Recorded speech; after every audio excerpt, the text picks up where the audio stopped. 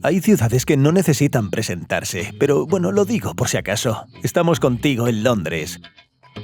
Comida variada, clima bastante cambiante. Boris, Dios lo bendiga. Johnson Yuk en Londres. No me extenderé demasiado en los anuncios. Es simplemente la ciudad más interesante y asombrosa que he visitado. Cambia constantemente, manteniendo su carisma y autenticidad.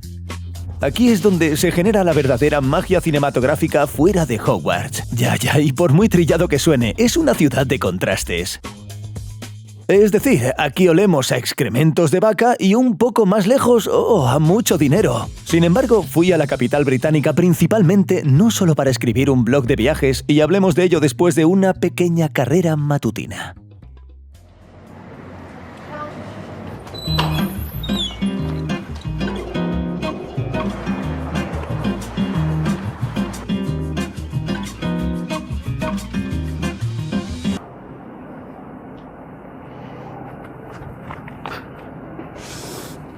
Sí, probablemente ya hayas deducido que ninguno de nosotros va a correr una maratón completa mañana. Este es Roman Kaspor, un militar que perdió una pierna debido a una lesión en 2019, pero que posteriormente regresó al servicio y a sus actividades de voluntariado y deportivas. Vino aquí para correr el Maratón de Londres y llamar la atención mundial sobre el urgente problema de las prótesis en Ucrania. Y esta es una misión extremadamente importante, así que fui a Londres precisamente para hablar de ella. La carrera de Roman, y de hecho todo este viaje a Londres, fue organizado por la fundación benéfica The Citizen.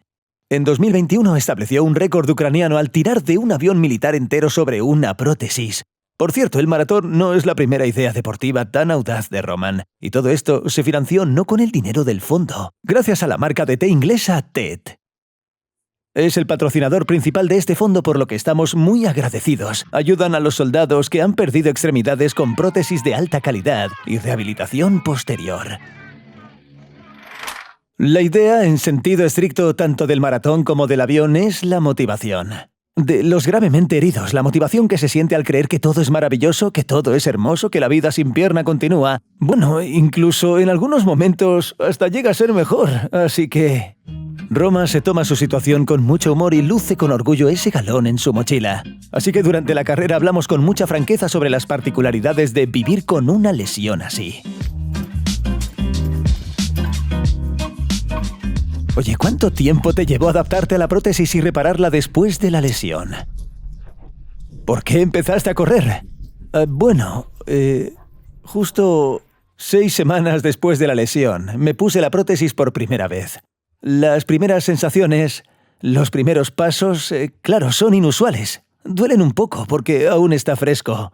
Pero después de una semana ya caminaba mejor y luego a las 2 semanas me rompí la primera prótesis. Porque quería vivir plenamente y esa prótesis no era adecuada para lo que hacía. Lo intenté, corrí 3 o 4 metros, salté al bordillo. En general me rompió la falange del dedo. Menos mal que llevaba zapatillas, si no se me habría caído. ¡Oh, maldita sea! Oye, ¿y cuánto te costó? Eso es lo que yo llamo una prótesis de madera. O sea, la más barata para simplemente caminar. Solo diseñada para caminar. Y romperla. Bueno, así fue. Oye, además de correr y tirar de los aviones, ¿qué más haces? Hacía CrossFit antes del maratón. Es decir, hacía CrossFit antes del atletismo. 2 veces seguidas. Quedé primero en las competiciones ucranianas. ¿Pero entre todos o entre los lesionados? CrossFit adaptado entre los lesionados, pero cuando empezó la pandemia en 2021 y hubo competiciones en línea, quedé primero entre todos en dominadas. Hice 55 o 56 dominadas, no me acuerdo. Bueno, venga, tienes que levantar una pierna menos. Sí, claro, soy un tramposo.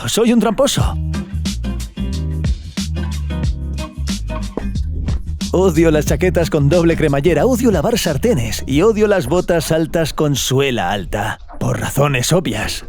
¿Y tú tienes algo a lo que no te hayas adaptado?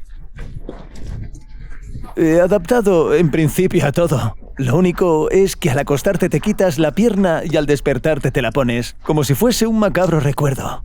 Como experiencia dolorosa, dar un paso a la izquierda y pisar a la derecha, porque la prótesis estaba de lado. Lo olvidé. Me pasó un par de veces. La dolorosa experiencia demostró que ahora lo estoy olvidando. Es decir, que todo está bien.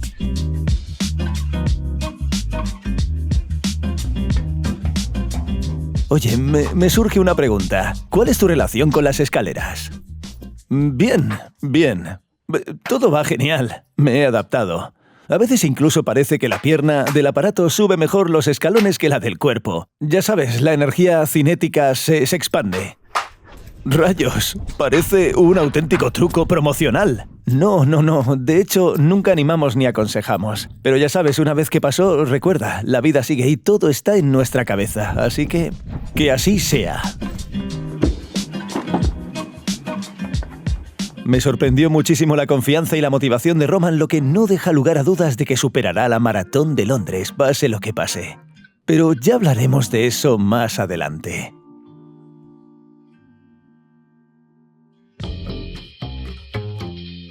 Así que durante toda mi estancia en Londres me comuniqué principalmente con ucranianos, porque estadísticamente es bastante difícil encontrar un habitante nativo por aquí. Al fin y al cabo, Londres ocupa el primer lugar del mundo en cuanto a población nacida en el extranjero.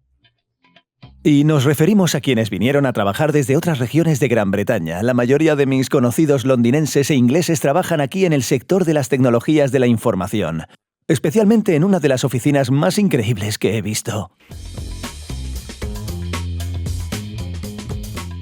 Durante sus casi 2000 años de existencia, el centro histórico de Londres se ha convertido en una increíble mezcla arquitectónica con un toque de modernidad y clasicismo. Y los primeros días, siguiendo el consejo de un guía local, me subí a un autobús turístico de 2 pisos, del que se puede bajar y volver en cualquier momento para disfrutar al máximo de los ingredientes de esa mezcla. Algunos dirán que es una tontería turística, pero en realidad es rapidísimo y práctico. Como la ciudad es enorme, no se puede recorrer a pie, pero aquí simplemente te sientas, disfrutas de la arquitectura mientras un guía angloparlante te explica algo con auriculares. Pero el precio de semejante placer es bastante típico de un tour, unas 50 libras por 2 días. Y si se dispone de tiempo libre en la ciudad, no será más barato, pero sí más práctico que visitar todos los lugares de interés en transporte público o en una moto de alquiler.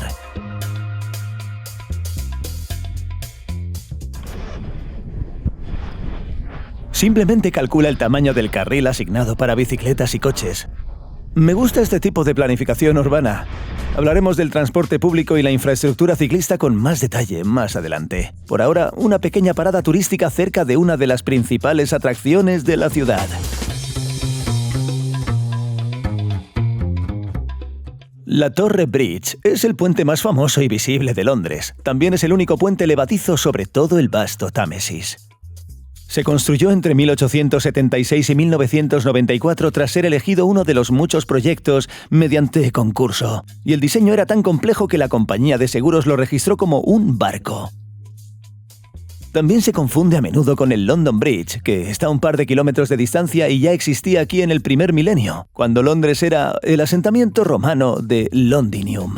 El London Bridge ha sido reconstruido varias veces y en una ocasión incluso hubo un edificio residencial justo encima. Pero su versión moderna parece bastante aburrida, y es una historia curiosa que su versión anterior fuera comprada por un empresario estadounidense en 1968 por 2,5 millones, transportada a través del océano y reensamblada en algún lugar de Arizona. Ahora luce bonito, pero cabe esperar que el Tower Bridge no corra esa suerte en el futuro.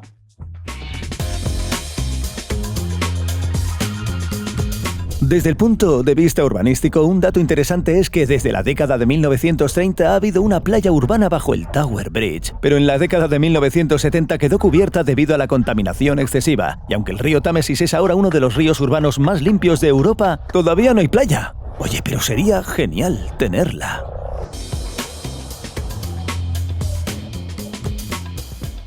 El precio del autobús también incluye un paseo en barco por el Támesis y me gustó mucho más que el autobús porque, en primer lugar, todo iba acompañado de comentarios ingeniosos de uno de los tripulantes y, en segundo lugar, el Támesis es históricamente la principal arteria logística de la ciudad. Por lo tanto, gran parte de la arquitectura está orientada hacia el agua.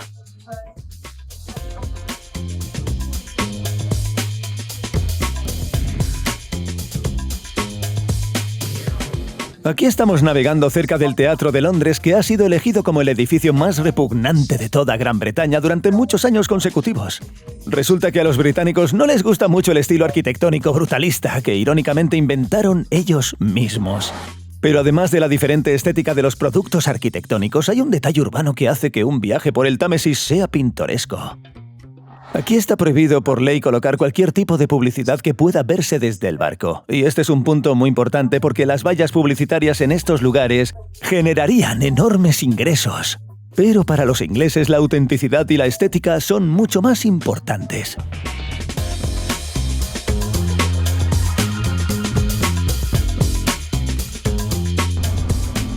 Por cierto, un dato curioso, el Big Ben de hecho nadie, casi ningún turista ha visto jamás, porque en realidad se llama la Torre Elizabeth.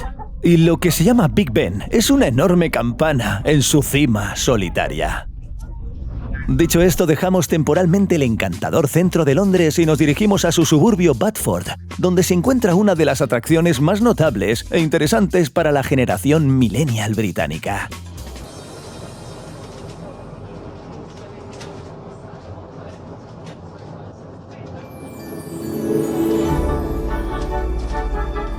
Así que la combinación de autobús y tren usando poderes muggles me llevó a los famosos estudios Warner Brothers. No puedo considerarme un fanático absoluto del universo Harry Potter. Pero como muchos de mi generación, leí todos los libros, vi todas las películas y fue uno de los principales eventos culturales de mi infancia. Y cuando vi que a mitad de semana había varias plazas disponibles para este tour, ya que suele reservarse con varias semanas de antelación, decidí echar un vistazo.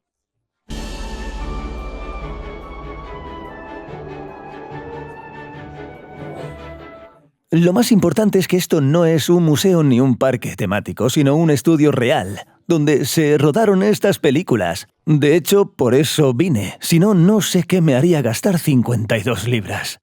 Así que aunque no se filma nada de Harry Potter en el estudio, estos tours se realizan en los pabellones. Y todo empieza en la gran sala.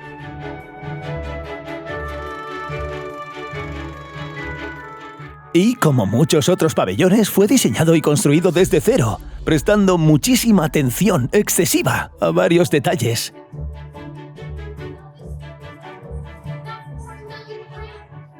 Por ejemplo, trajeron piedras reales usadas en auténticos castillos ingleses para el suelo. Supongo que eso les costó muchísimos galeones.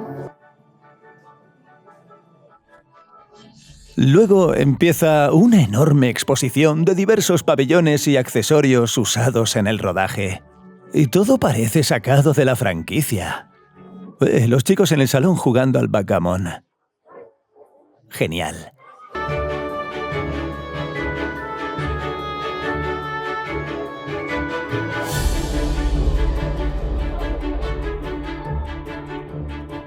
Uno de los lugares más grandes y complejos construidos para rodajes es el Ministerio de Magia. Era el doble de complejo y el doble de grande que el gran comedor de Hogwarts.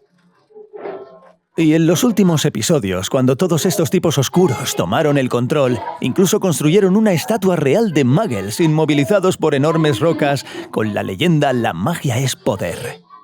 No sé qué inspiró al diseñador, pero creo que fue una imagen del metro de Londres en hora punta.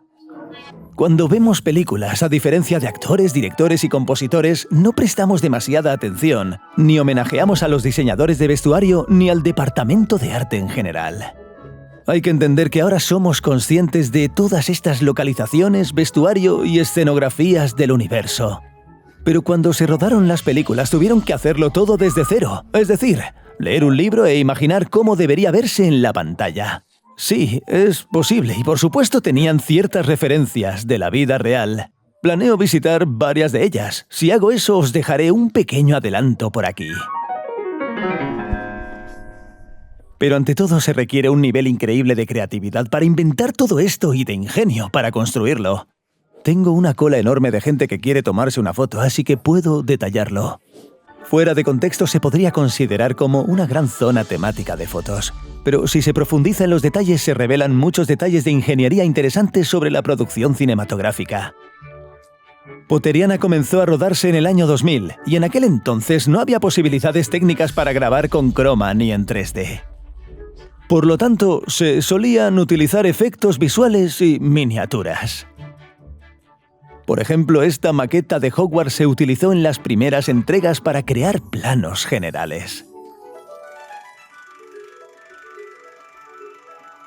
La enorme puerta que cerraba Hogwarts en la tercera parte de la película es de hecho una maqueta en miniatura, simplemente filmada desde el ángulo correcto.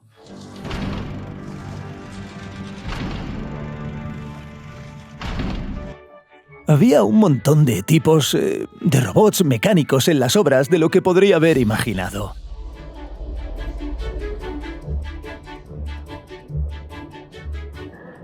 Por supuesto, hacia las partes finales se empezaron a utilizar cada vez más modelos 3D. Por ejemplo, el dragón ucraniano Iron Belly, el dragón más grande del universo de Harry Potter, que custodiaba la mazmorra de Gringotts. Y si existiera en la realidad y no solo aquí en forma de un holograma muy convincente, sería bueno devolverlo a su tierra natal, y entonces, al aparecer, los F-16 no serían tan necesarios.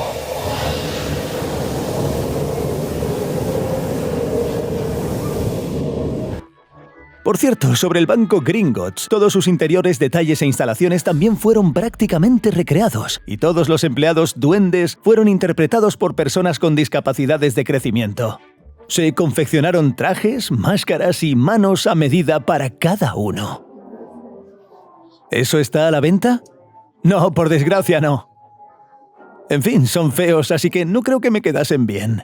Sí, los duendes no son tan agradables. En resumen, estos son verdaderos manifiestos de la llamada preproducción. Y porque cada escena implica días y semanas de planificación, diseño y, al fin y al cabo, la filmación en sí. Un dato curioso es que para el rodaje de este caballero nocturno de 3 pisos, construyeron un auténtico tren de 3 pisos con 3 clásicos autobuses londinenses de 2 pisos.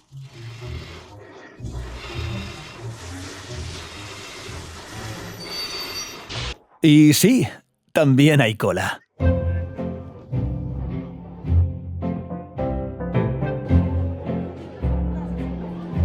Pero una vez más, por muy ingeniosas que sean las localizaciones, siguen siendo una buena zona para fotos. E incluso entre semana hay colas para todo lo que se pueda fotografiar. Me imagino cuánta gente hay aquí los fines de semana y festivos, que tuvieron que hacer 3 zonas de fotos con un cochecito que se empotra en la pared, unos 9 3/4. Por cierto, la auténtica estación de King's Cross de Londres también tiene un andén así, para el que, como bien has adivinado, también hace cola mucha gente.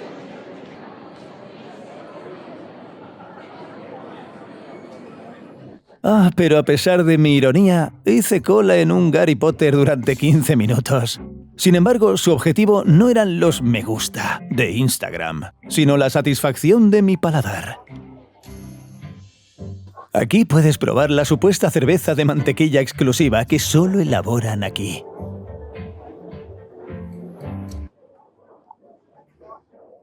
Acabo de tomarme un refresco de crema con una bola de helado por unas 7 malditas libras. Así es como se lucran con tontos como yo. Anda, pero mira qué vaso de recuerdo más chulo. Y esto es el merchandising más rentable que se puede comprar aquí. Porque todo lo demás cuesta una barbaridad, lo cual en principio era de esperar. A lo largo de todo el recorrido se vende merchandising de diversa calidad de inutilidad. Y si te preguntas si alguien compra todo esto, fíjate en las colas de las cajas. Y como os comento, mirad, todas estas cosas tienen salida. Fijaos bien en la cola. A lo largo de toda la historia de la franquicia se han vendido libros y souvenirs por valor de 15.000 millones de dólares. Quizás solo Star Wars pueda competir con esta clase magistral de sacarle dinero a turistas y espectadores. Pero, por supuesto, este dinero no se gasta solo en trapos y chupetes, sino en la oportunidad de ser, digamos al menos un poco tangencial a tu historia favorita.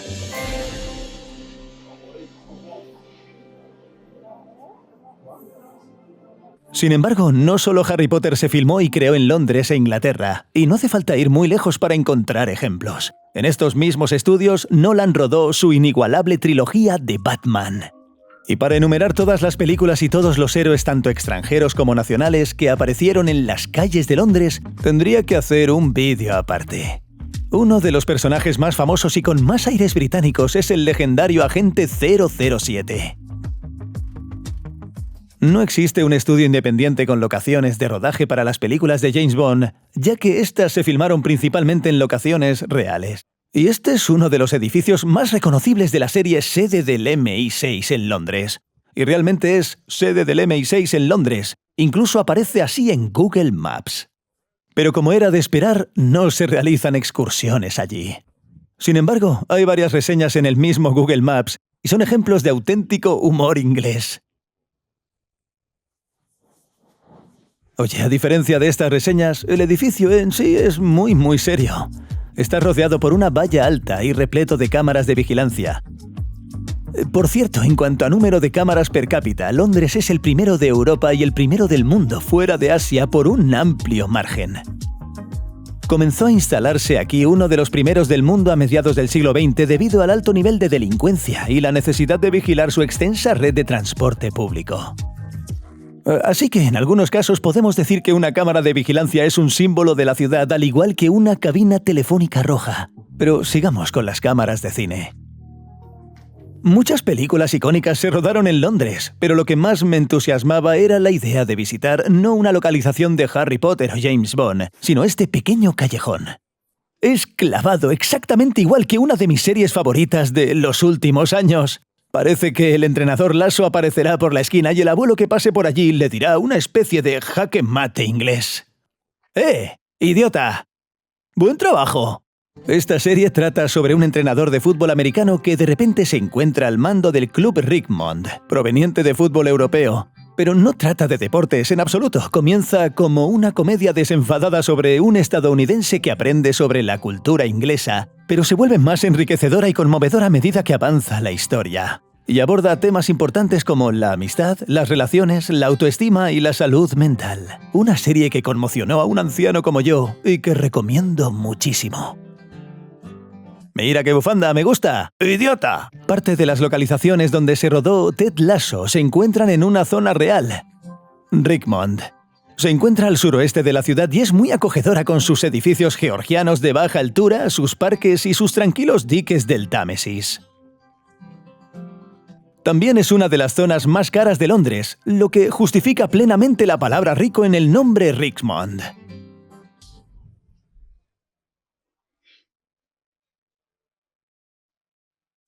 El club de fútbol en sí no existe. Todas las escenas se filmaron en el estadio Crystal Palace, ubicado al otro lado de la ciudad. Pero sí existe un pub reconocible donde aficionados inexistentes de un equipo inexistente vieron partidos inexistentes. Esto es Prince's Head. Irónicamente, la rosa de este club cuelga sobre la barra. Pero la mercancía de este club no se vende ni en el pub ni en las tiendas de los alrededores.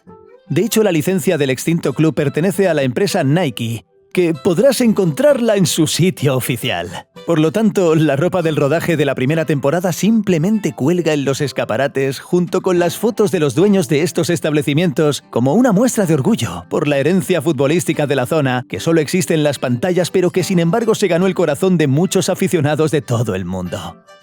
Aquí tienes. ¿De dónde eres? Croacia, sí, qué bien. Pero para mí, y de hecho para muchos de los que vieron esta serie, se convirtió en una especie de terapia. Por eso, una de mis experiencias londinenses, quizá un poco extrañas, era venir a esta zona con buen tiempo y tomarme mi té tranquilamente en el parque, por donde al protagonista le gustaba pasear.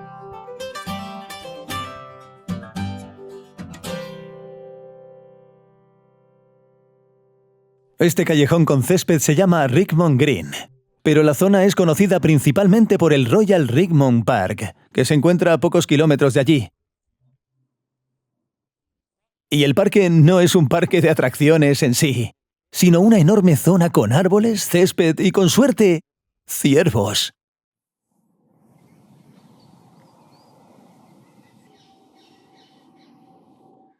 En cuanto a la suerte, al parecer dije demasiado alto, ya que hay una gran cantidad de ellos merodeando por los senderos, pero no se recomienda encarecidamente acercarse a ellos, ya que siguen siendo animales salvajes y el contacto excesivo con la gente, especialmente con blogueros, puede inferir en alguna manera con su apacible vida londinense.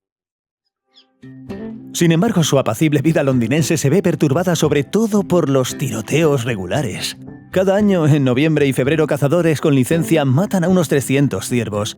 Esto, por supuesto, provoca indignación y protestas de ecoactivistas, pero la postura oficial de la reserva es que el parque no es caucho y que, si no se controla la población de esta manera, los ciervos se reproducirán rápidamente y simplemente no tendrán suficiente alimento en su territorio. Por cierto, en términos de territorio, Rigmond es el parque más grande de los muchos de Londres. Fue fundado en el siglo XVII y los ciervos se criaban aquí, de hecho, con el fin de cazarlos. Esta era una práctica anglosajona habitual y antes de la aparición oficial del parque, era tan solo una tierra real.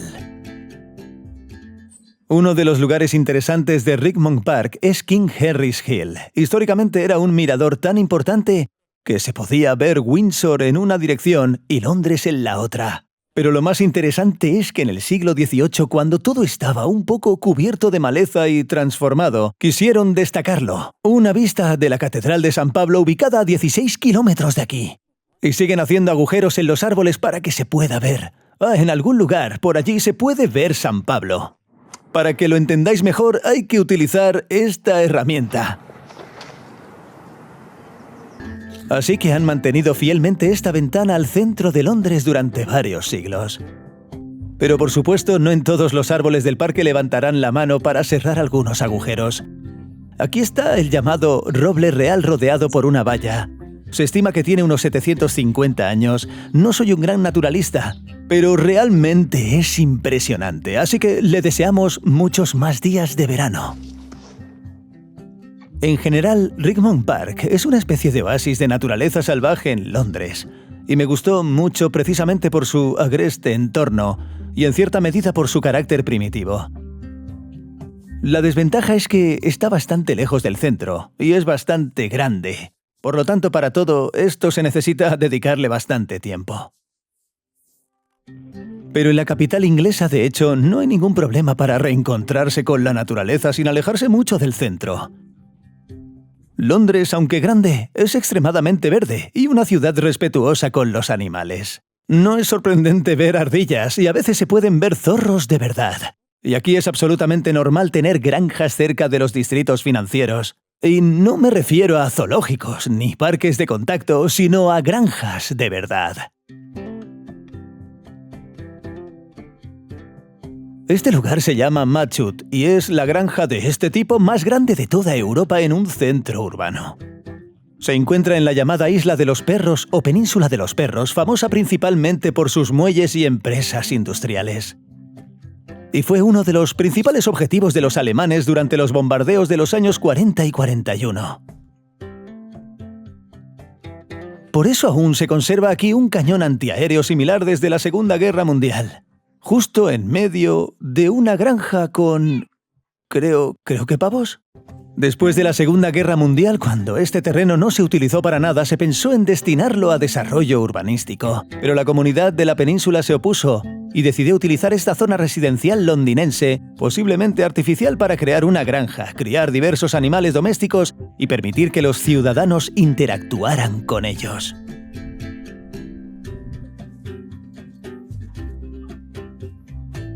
Eso es cuando te cansas de los negocios serios, tomas el metro, conduces la distancia necesaria, acaricias a la vaca y el ánimo mejora.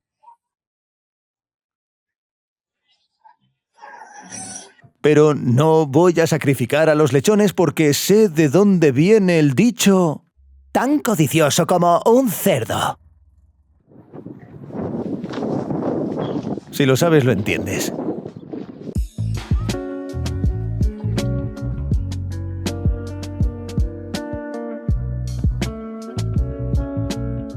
¿Cómo estás? Oye, ¿duermes? En resumen, disfruté muchísimo de ese ambiente rural en contraste con la metrópolis seria.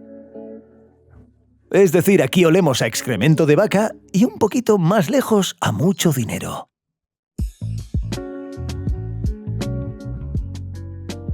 El muro de rascacielos que domina la granja es la zona de Canary Wharf, uno de los principales centros financieros del mundo, con sede en diversas empresas financieras y que surgió aquí hace relativamente poco. En la década de 1980, cuando los muelles de esta ciudad dejaron de ser rentables, los inversores compraron este territorio y comenzaron a construir aquí su Wall Street. De hecho, es un terreno privado con sus propias normas e incluso con su propia policía. Y en un par de años, los rascacielos se expandieron tanto que a mediados de los 90 la empresa gestora incluso llegó a demandar a los vecinos del barrio, porque los hormigueros metálicos bloqueaban su señal de televisión. Pero los residentes perdieron el juicio, ya que el tribunal dictaminó que el deterioro de la señal es prácticamente igual al de la vista desde la ventana. Canary Wharf aún se destaca con fuerza en el horizonte londinense y 5 de los 10 edificios más altos de Gran Bretaña se encuentran aquí. Pues bien, el rascacielos más famoso y alto del reino es una sola torre en la orilla sur del Támesis. Se suponía que se llamaría Tower of London Bridge, pero muchos ciudadanos se opusieron al proyecto, calificándolo de un fragmento de cristal sin sentido, es decir, shard, que arruinaría la estética de la ciudad, pero posteriormente el proyecto se completó y el apodo se hizo oficial. Por cierto, los otros 4 rascacielos más altos de Gran Bretaña también se encuentran en Londres y son edificios de oficinas de élite. Sin embargo, las empresas prefieren no alquilar pisos en estos falos de cristal, sino tener su propio y acogedor hogar, e incluso construirlo desde cero. Por ejemplo, este edificio apareció en el centro de Londres en 2017 y es uno de los más interesantes de la ciudad. Y esta es la oficina de Bloomberg. Vamos a visitarla a ver qué la hace tan especial. Te das cuenta de que has entrado en una oficina seria, ya que el pasillo del vestíbulo ya es una obra de arte.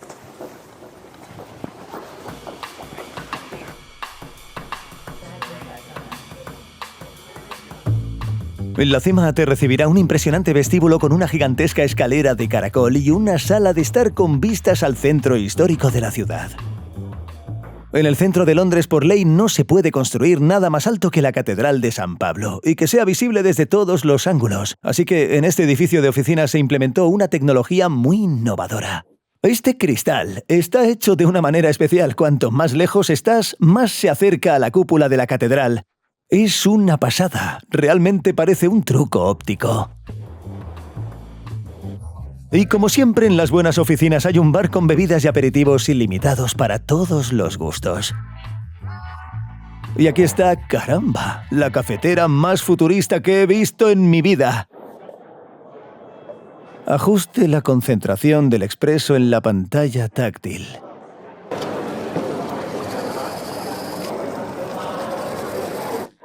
Claro, no puedes entrar aquí sin más y tomarte un café. Incluso tengo mi propio pase personal que me dio mi amigo Kostia, con quien jugamos en el equipo de baloncesto de la universidad, y ahora trabaja aquí como desarrollador de software.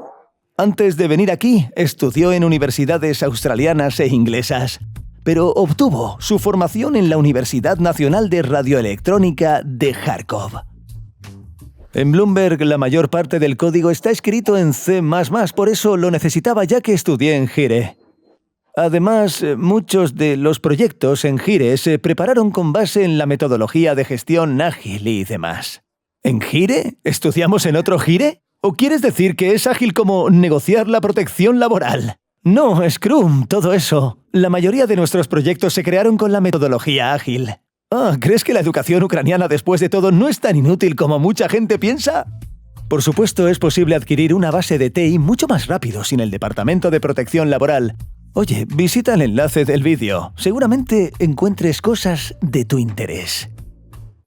Mucha gente conoce a Bloomberg como una empresa de noticias financieras, pero en realidad es un gigante tecnológico. Su producto estrella se llama misteriosamente The Terminal. ¿Qué es? Si has visto películas sobre inversores geniales como Big Short, tienen una interfaz tan compleja en la pantalla, con todo tipo de gráficos, acciones, etc. Es la misma terminal que recopila información de diversas fuentes y la muestra en pantalla para todo tipo de inversores. La venta de este programa cuesta mucho dinero y es la principal fuente de ingresos de la empresa. Hay más de 300.000 usuarios de terminal en todo el mundo. Por lo tanto, no es difícil calcular que podrían permitirse invertir 1.000 millones de libras en la construcción de esta sede. Por compararlo, el mismo Shard costó casi 450 millones. Y tratemos de averiguar a dónde se fue tanto dinero. Desde fuera el edificio no luce muy impresionante, pero está repleto de diversas tecnologías, lo que lo convierte en el más, como dicen en el extranjero, sostenible del mundo. El techo está diseñado para aprovechar al máximo la luz natural. Todos los techos son únicos en su tipo y cuentan con paneles súper económicos con luz, ventilación y calefacción integradas. Fue desarrollado por encargo y por lo tanto su precio es elevado. Bueno, las mismas escaleras de caracol del centro son en general obras maestras de la ingeniería, alrededor de las cuales se construyó todo esto. El autor de este edificio es Norman Koster. Es un arquitecto famoso, el que promete reconstruir Járkov, ¿verdad? Eso es. Planificaron estos edificios para que la gente quisiera trabajar aquí. Por eso, si bajas y observas los lugares de trabajo, todos están dispuestos en círculo, para que la gente pueda girarse y comunicarse en cualquier momento. La construcción se llevó a cabo en el sitio de un antiguo barrio romano, así que aquí a veces rinden homenaje a ese patrimonio de una manera bastante peculiar. En el vestíbulo se encuentra una pieza de arte llamada basura romana, con jarras excavadas aquí. Y este extraño arroyo cerca de la entrada no es una alcantarilla, sino una fuente que representa un río que una vez fluyó por aquí. En el lugar de este pasaje entre los dos edificios, antiguamente había una antigua calzada romana, y al diseñarlo decidieron preservar la autenticidad histórica y construir dicho paisaje. Bueno, abajo se encuentra su propia salida de metro y uno de los hallazgos arqueológicos más importantes de Gran Bretaña. Este es el templo del dios romano Mitros. Fue encontrado en la década de 1950 del siglo pasado y durante la construcción de este edificio de oficinas fue completamente desmantelado, trasladado a otra ubicación y una vez terminado lo devolvieron aquí, dejando este excelente museo. El llamado Mitrarium tiene un diseño muy elegante y moderno. Y esto no es solo un museo, sino un espectáculo de luz y sonido que comienza cada media hora y en el que intentan recrear la atmósfera de las ceremonias que se celebraban en el templo. Debo decir que se nos pidió que no se filmara directamente el espectáculo. Pero si queréis observar diversas joyas de la antigüedad, hay lugares más interesantes en Londres que la oficina de Bloomberg. Este es el Museo Británico, pero la particularidad es que no es completamente británico. Diría incluso que no es británico en absoluto. Es el museo nacional más antiguo del mundo con la mayor colección de objetos expuestos. Hay 8 millones de ellos, y en su mayoría son, digamos, recuerdos que los exploradores, conquistadores y colonizadores británicos trajeron consigo de sus expediciones a diferentes rincones del planeta. La piedra Rosetta se considera el objeto más destacado de este museo, una especie de instrucción en piedra que fue encontrada en el siglo XVIII y que posteriormente ayudó a descifrar los símbolos egipcios. Es extremadamente importante porque ya en el siglo IV de nuestra era, la escritura jeroglífica desapareció. Y durante más de 1000 años antes de este hallazgo, nadie podía siquiera acercarse a comprender lo que estaba escrito en varios muros antiguos. En general, Egipto es probablemente la mayor fuente del Museo Británico. Aquí hay de todo, esculturas, algunas tumbas antiguas, fragmentos enteros de muros traídos aquí y las mismas momias famosas. Es decir, los restos de verdaderos faraones y su séquito yacen bajo vitrina en Londres.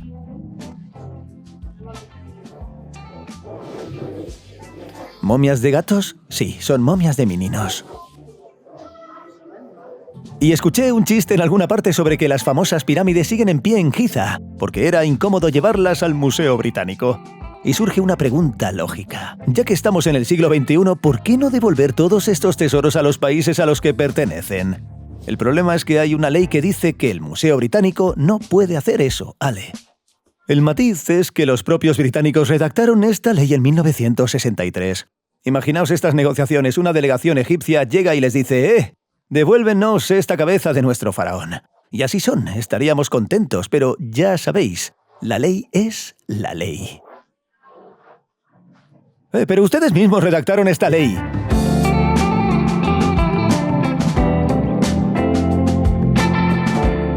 Mira la colección griega que tenemos aquí.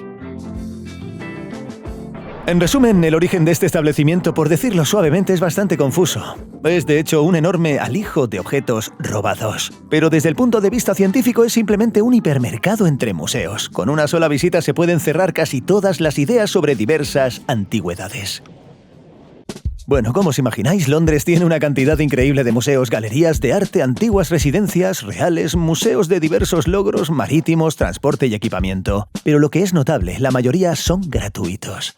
Pero además la mayoría de ellos subjetivamente no merecen una visita y algún tipo de sincronización en el vídeo.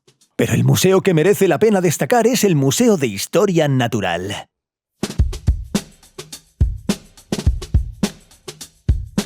Este museo surgió cuando el gobierno británico compró esqueletos de varios animales y plantas secas a un coleccionista privado. Y se conservaron junto con otros objetos en el Museo Británico. Pero en el siglo XVIII se llenó de gente bajo un mismo techo. Así en South Kensington, este impresionante edificio se construyó con un revestimiento completo de terracota para que las paredes no se oscurecieran por la contaminación que reinaba en toda la ciudad.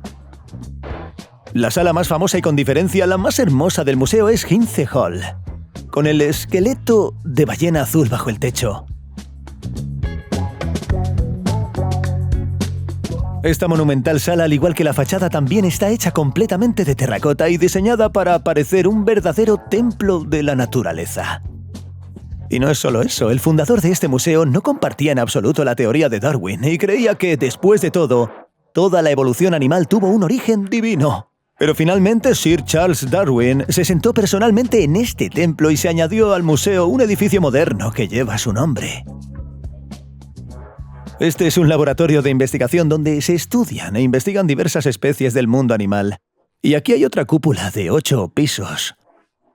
Es realmente enorme.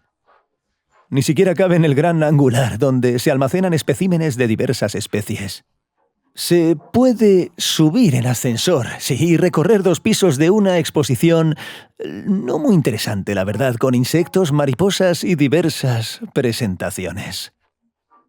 En cuanto a su superficie y al hipermercado museístico, este museo es bastante comparable al Museo Británico, porque hay arácnidos, una colección de cráneos antiguos de todas las configuraciones e incluso una sección geológica con diversos minerales y sus posibles propiedades. Sin embargo, los fósiles más valiosos se encuentran en una sala separada del edificio principal. El término dinosaurio se acuñó en este museo por lo que alberga una de las colecciones más antiguas y ricas del mundo. En resumen, parece una gran reunión de amantes de Beaver. Por cierto, el dinosaurio más antiguo conocido también se encuentra aquí. Allí se le llama Nyasasaurus. Vaya, sus nombres a veces son por supuesto graciosos. Tengo algo en común con este dinosaurio. El acceso a todos los personajes del museo es totalmente gratuito, pero algunos deben desbloquearse por separado. Por una tarifa adicional se puede acceder a la sala donde se exhiben los restos de una maqueta a tamaño real de un dinosaurio, el más grande que jamás haya pisado nuestro planeta. Oh, fijaos, el Titanosaurus es realmente grande y pagué 16 libras para decirlo. Bueno, ¿que me he ganado ese me gusta o qué? Bueno, otro detalle característico del museo es la enorme cantidad de escolares que se reúnen aquí durante sus horas escolares y observan todos los puestos interactivos. Debería ser más interesante que las clases de ciencias en el colegio. En resumen, las modalidades de visita a este museo pueden ser completamente diferentes y para distintos públicos. Puedes simplemente pasarte por Hindley Hall y ver la ballena bajo el techo. Puedes pasear por aquí unos días y probablemente aprender algo del programa escolar. Pero en cualquier caso, el lugar definitivamente merece una visita.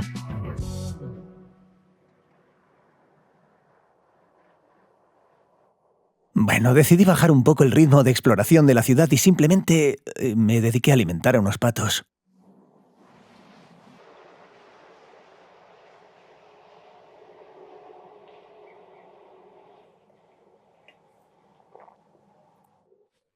Me quedé en Londres un poco más de lo planeado, y Costia de Bloomberg me reservó un par de noches.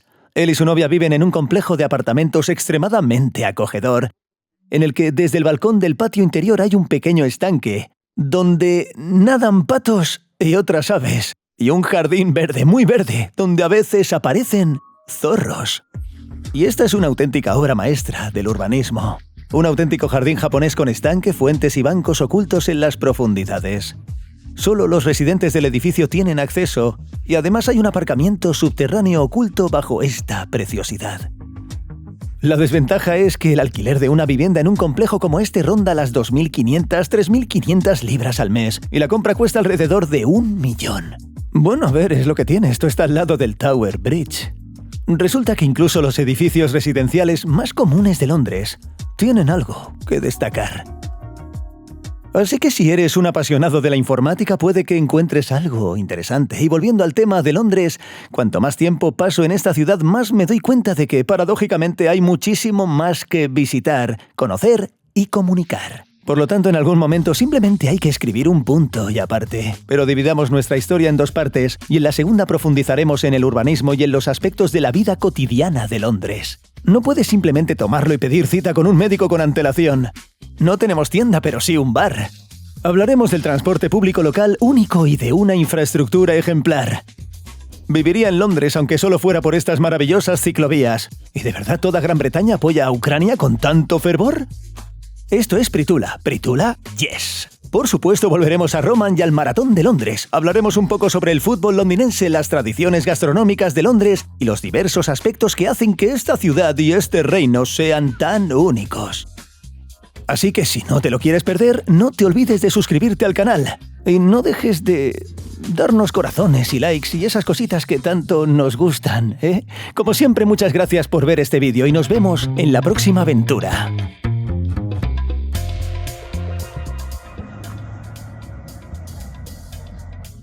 Oye, Roman, creo que estamos haciendo algo mal. ¿Necesitas alguna llave inglesa? Oye, ¿en el lanzamiento llevaste la bandera? Sí. ¿Y qué hay de la etapa? Sí.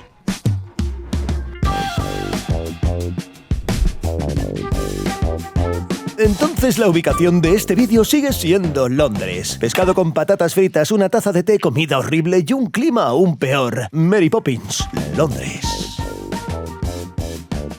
Esta ciudad es muy interesante no solo por sus atracciones turísticas, sino también por su organización interior. Y hablaremos de cómo vivir en esta jungla de asfalto. Así que aún puedes venir a la cafetería y relajarte sin problemas. Aquí de chill. Hablaremos de fútbol y otros valores tradicionales ingleses. Sumerjámonos un poco en el mundo de la diversidad gastronómica londinense. Es increíble, con manteca de cerdo y pan integral. Abordaremos la cuestión de si toda Gran Bretaña está realmente tan entusiasmada con apoyar a Ucrania. Pritula, Pritula, Pritula, sí, sí. Y por supuesto, no ignoraremos la planificación urbana ni la logística.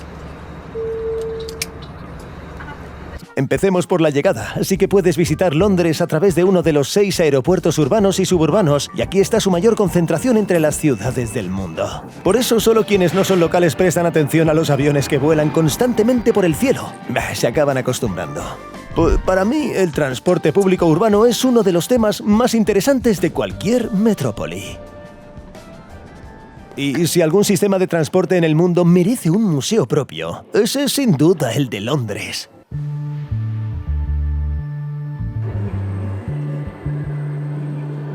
El museo en sí, teniendo en cuenta el precio de la entrada de 23 libras, no es muy impresionante, pero nos ayudará a comprender el tema. Uno de los símbolos de la ciudad es un autobús rojo de 2 pisos. Este concepto surgió del hecho de que antes de la motorización, los vagones públicos se fabricaban con 2 pisos para acomodar al mayor número de pasajeros posible. Y aunque una estructura móvil tan alta no parece muy estable, históricamente ha sido diseñada y probada exhaustivamente para que no vuelque en curvas cerradas. Con los años han cambiado muchas generaciones de autobuses de 2 pisos y sus versiones más modernas ya son híbridas o incluso totalmente eléctricas, pero el concepto y el diseño se mantienen inalterados ya que estas cajas rojas son parte esencial del folclore londinense. Sin embargo, desde el punto de vista del tráfico de pasajeros y la importancia para el funcionamiento de la ciudad, no se comparan en absoluto con el sistema ferroviario local que ha avanzado mucho. Históricamente, Londres siempre ha estado en la vanguardia del resto de Europa en cuanto al tamaño y densidad de población. A principios del siglo XX ya vivían aquí unos 4 millones de personas y todas ellas tuvieron que ser trasladadas de alguna manera. Por eso aquí se produjeron todos los grandes inventos del transporte público, siendo el más destacado, en mi opinión, la inauguración del primer metro del mundo en 1863.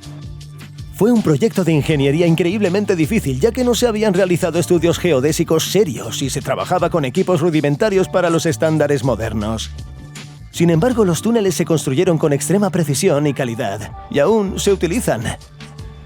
El metro recién creado tuvo un gran éxito, tanto entre la clase trabajadora como entre las élites. La influencia de la compañía Metropolitan dedicada al desarrollo y la construcción de ferrocarriles en Londres y sus alrededores fue tan grande que incluso llegó a tener un proyecto para construir sus propios distritos alrededor de sus líneas de transporte. Esta ambiciosa idea se llamó Metroland. Sí, y se implementó. Pero más tarde todo terminó con la quiebra de la empresa Metropolitan, la expansión de Londres y su transformación de un acogedor suburbio utópico en una zona urbanizada más de la ciudad. El museo tampoco dejó de lado la temática de la Segunda Guerra Mundial. Londres sufría uno de los bombardeos más intensos, y como era de esperar, la gente buscaba refugio en el metro. Había tantos solicitantes que se introdujeron suscripciones especiales para poder pernoctar en las estaciones y así regular el número de personas. Los alemanes también atacaron con especial dureza los centros de transporte para paralizar la logística de la ciudad.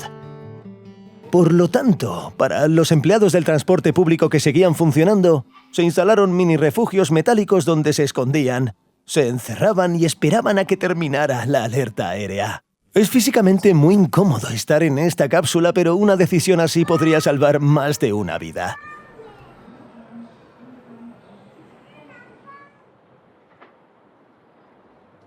Tras la guerra, el transporte público continuó su desarrollo. Los ferrocarriles de superficie y el metro se integraron en una única red con hasta 5 millones de viajes diarios, alcanzando proporciones monstruosas. 375 estaciones, 9 zonas, muchísimas líneas. Es casi imposible resumir todo esto en un solo diagrama. Por eso aquí utilizo Google Maps, que me muestra casi todo lo que necesito. No, pero lo que Google Maps no puede hacer es ayudarte a navegar por las estaciones. En siglo y medio, algunas han pasado de ser simples y fáciles de entender a ser verdaderos laberintos, tan complejas de hecho que incluso tienen circuitos separados de ascensores que se mueven entre transbordos y salidas. Y también me gustaría comentar un poco sobre el sistema de tratamiento.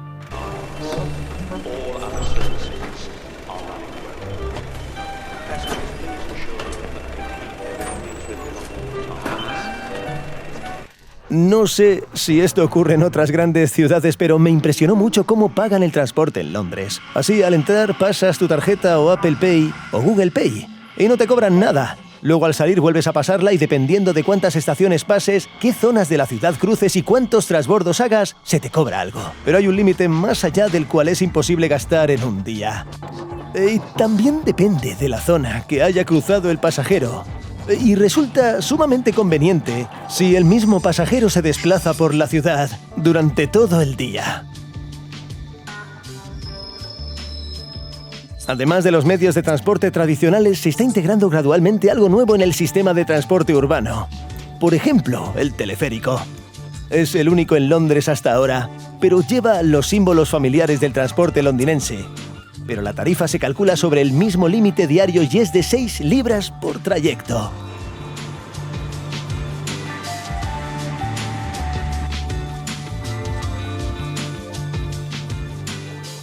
A ese precio es más probable que se perciba como una atracción turística que como transporte público, pero de hecho es una forma muy cómoda de conectar lugares geográficamente cercanos. Pero por diversas razones es más difícil y caro excavar un metro o construir un puente allí que instalar soportes y cabinas de lanzamiento. Y este teleférico se creó en 2010, al parecer el año antes de los Juegos Olímpicos, para conectar los Royal Docks con la hermosa península de Greenwich. Pero a juzgar por todo, el clima allí no me acompaña muy bien. Esta es una de las zonas más antiguas y con más contrastes de Londres, pero sin duda merece una pequeña reseña. Y lo primero es que es correcto decir Greenwich, omitiendo la letra W. En general, hay muchas sorpresas de este tipo en inglés. Si llegas al distrito en teleférico, te recibirá un acogedor paseo con rascacielos y atractivas esculturas modernas. Uno de los monumentos más recientes de la ciudad también se encuentra cerca, el O2 Arena, o como se le llamó en su inauguración, el Millennium Dome. Este edificio se inauguró en el año 2000 para celebrar el nuevo milenio y albergó una exposición de tecnologías del futuro. El futuro se acercó un poco más en 2019 con la inauguración del Distrito del Diseño de las Cercanías. Se trata de un pequeño bloque de edificios de oficinas con un diseño arquitectónico ultramoderno, alquilados a diversas startups creativas que cuentan con fondos de inversión. No hace falta que te diga que para pasear por aquí no hace falta estar pensando en una gran inversión. Y para quienes no les guste la arquitectura moderna, Greenwich ofrece lugares de interés más clásicos y famosos. Por ejemplo, el antiguo barrio ribereño con la antigua residencia real, que como es habitual aquí se ha convertido en un museo gratuito.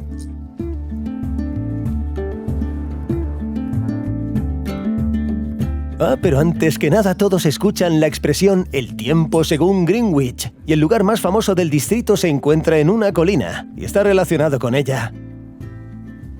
Londres puede considerarse con seguridad el centro mundial, no solo en el sentido figurado y comercial, sino también en el más directo. Porque en el siglo XIX, cuando los países acordaron algún tipo de navegación conjunta, decidieron que el meridiano cero, el punto desde el cual se calcularían todas las coordenadas, se ubicaría aquí, en Greenwich, donde lo determinaron los británicos. Y detrás de mí está el Observatorio Real, donde se encuentra la línea conmemorativa que marca el mismo meridiano. Cuesta unas 25 libras ir allí y tomarse una foto. Pero hay un pequeño matiz. Cuando en los años 80 empezaron a aparecer métodos de cálculo y navegación más precisos, resultó que el verdadero meridiano cero está a 100 metros al este de lo que se dibuja allí para los turistas. Esto no está escrito abiertamente en ningún sitio, porque entonces nadie llevaría dinero al observatorio, ya que no hay nada especial que ver, excepto el meridiano cero.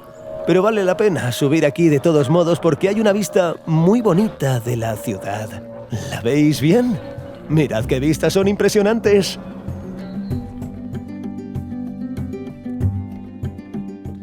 Así que Greenwich es realmente digno de atención, pero para nuestra historia lo más importante es que fue desde aquí donde partió el famoso Maratón de Londres.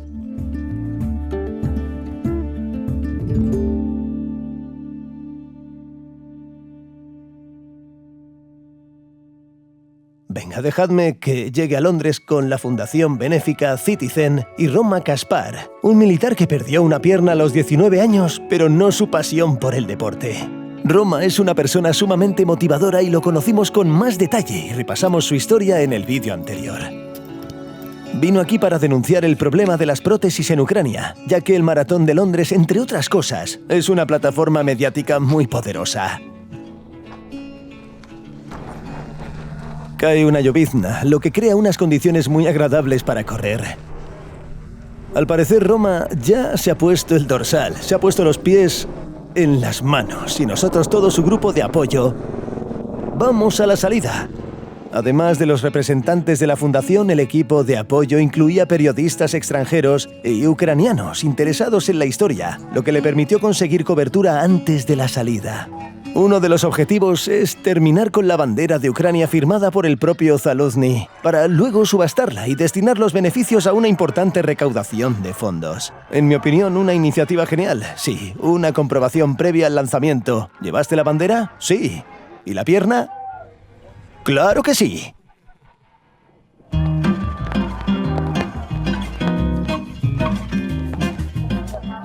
Y Roman se fue a disfrutar de sus horas de placer físico. Entendamos conceptualmente por qué la gente corre estos maratones. Primero, obviamente, los logros deportivos. Corre 42 kilómetros en tu mejor tiempo y que quede registrado oficialmente. Ahora mismo tengo un grupo de corredores que va a completar una maratón en menos de 3 horas. Visualmente es rapidísimo. No siempre corro mis 7-8 kilómetros a esta velocidad. Por cierto, el récord mundial de maratón es de poco más de 2 horas. Y en la feria de corredores que tradicionalmente se celebra antes de la salida, hay una cinta especial para intentar correr al ritmo al que este señor batió el récord. Chicos, aquí tenéis el récord mundial a 21 kilómetros por hora. ¡Increíble! La segunda categoría de personas son aquellos a quienes no les importa tanto el tiempo, pero coleccionan carreras de varios maratones de todo el mundo. Y el de Londres es sin duda una de las joyas de estas colecciones. El Maratón de Londres es uno de los 6 maratones más importantes del mundo y se celebra desde 1981. Y la ciudad cuenta con un pequeño grupo de corredores que han participado en cada uno de estos maratones. Es decir, durante más de 40 años han recorrido esta distancia cada año. Es digno de respeto, pero siendo sincero no me entusiasma mucho todo esto de las carreras competitivas organizadas, porque prefiero... ¡Ay! ¡Mira qué flamenco! Y, por supuesto, no debemos olvidarnos de la tercera categoría de atletas, aquellos para quienes correr es simplemente una gran y divertida fiesta. Además, normalmente las calles por las que pasan los grandes maratones después de la carrera parecen como si hubieran sido escenario de un festival de rock súper sucio. Claro, todo esto se limpia muy rápido, pero siempre queda algún residuo.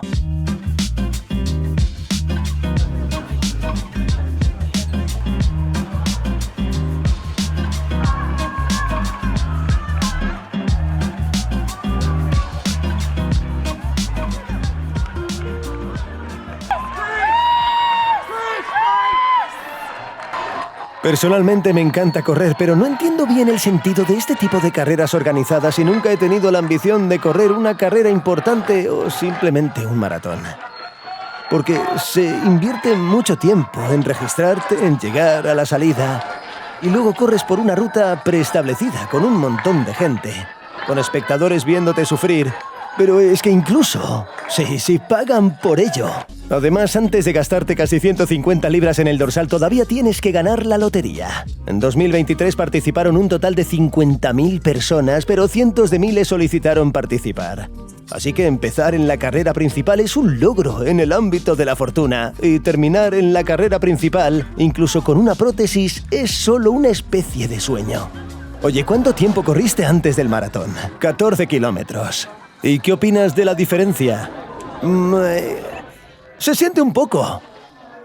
La gente común llama a su madre, esposa, hermanos y hermanas después de terminar la maratón. Roma graba un vídeo para Zaluzny, quien lo felicita. Es un verdadero nivel. Además de Valery Fedorovic, los participantes de la reunión ucraniana que todavía se celebra todos los domingos cerca del Ministerio de Defensa lo saludaron en la meta. Ya sabéis que Gran Bretaña es uno de los mayores defensores de Ucrania, pero el Reino Unido, bueno, hay un punto de vista alternativo que se expresa aquí mismo a mi lado. Pero en este mismo lugar cuelga un cartel con la inscripción Stop 5G y unos personajes con aspecto poco adecuado discuten con jubilados que pasan. Creo que esto solo puede considerarse un error estadístico. Hablaremos del apoyo a los británicos en Ucrania un poco más adelante, pero por ahora volvamos a nuestro tema de cultura física. Tras enterarse de la participación de Roman y otros soldados en la maratón, un par de ucranianos de Londres, con conocimientos de deportes, quisieron felicitarlos. De alguna manera, la Fundación Caritativa organizó milagrosamente una reunión de nuestros militares con nuestros jóvenes y prometedores futbolistas estrella en Inglaterra. A pesar de que Oleksandr Zinchenko y Mikhailo Mudryk juegan al más alto nivel en la liga más famosa del mundo en la vida diaria, no parecían tener los ojos para nada ilusionados. Es más, cuando el servicio de prensa de la selección nacional contactó con Zinchenko, llamó él mismo a Mikhailo y organizó la reunión en una cafetería de su barrio. ¿Quién? Café de filtro. ¿Café de filtro? ¿Qué es esto? Café de filtro. ¿Es la primera vez que oigo esto? ¿Americano? Tras su fichaje del Manchester City, Oleksandr tuvo mucho más tiempo de juego y rápidamente se consolidó como uno de los laterales izquierdos más versátiles y técnicos de toda la Premier League inglesa. Pero como jugador aún no está del todo desarrollado. Sí, hay trabajo por hacer. Pero en serio, fue un acontecimiento muy importante para nosotros hablar con uno de los ucranianos más famosos. ¿Te reconocen a menudo en Londres ahora? No, escucha, ¿todavía no? ¿Crees que soy Andriy Shevchenko? ¿O quién? No, escucha, 100 partidos de la Premier League en la base del Arsenal. ¿A qué te refieres? Ah, gracias. Así que todavía puedes venir a la cafetería y relajarte sin problema. Tranquilo, tranquilo, qué genial. Bueno, aún queda. Pero escucha, cada uno tiene su propio objetivo. Yo nunca tuve el de ser reconocido por todos en la calle. Un samurái solo tiene un camino. Antes del encuentro, entré en la tienda Adidas más cercana y compré una equipación del Arsenal. 70 libras por una camiseta oficial. Duele. Pero con el autógrafo de uno de los líderes del equipo, no me da miedo decirlo. Su valor ha subido un poco. Se recaudaron unas 190.000 grivnas en su sorteo en Instagram.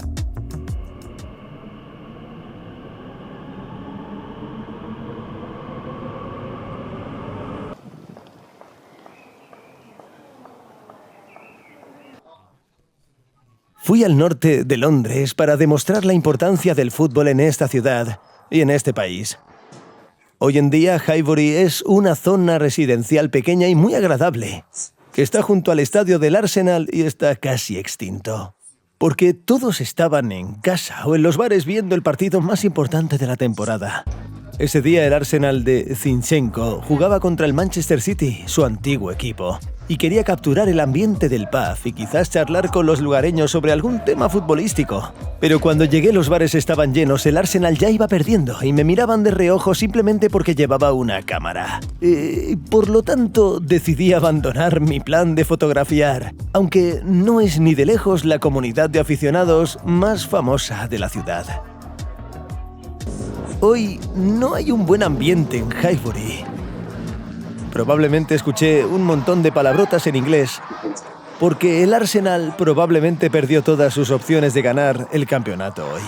Así que en lugar de charlar de fútbol, fuimos a Shoot Bank, a la estación de Canada Water, donde por una extraña coincidencia viven muchos residentes de Kharkov, con Andriy.